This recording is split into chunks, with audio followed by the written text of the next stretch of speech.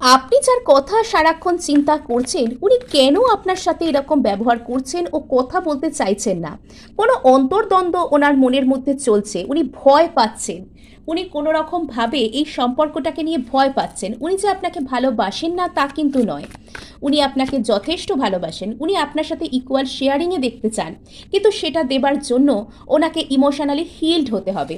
এই যে ওনার এত ভয়, নেগেটিভিটি, ফিয়ার সব কিছু কাটিয়ে উনি কিন্তু ইমোশনালি ব্যালেন্সড হয়ে আসবেন, আর এটা হবে আপনাদের দুজনের জন্য ফুলফিলমেন্ট। যদি চান এই এনার্জিকে ক্লেম করতে, তাহলে অবশ্যই অবশ্যই সাবস্ক্রাইব করবেন আর পাশে থাকবেন। সো এখানে আমি ফাইনাল আউটকাম আপনার জন্য জেনে নিই। ওয়াও!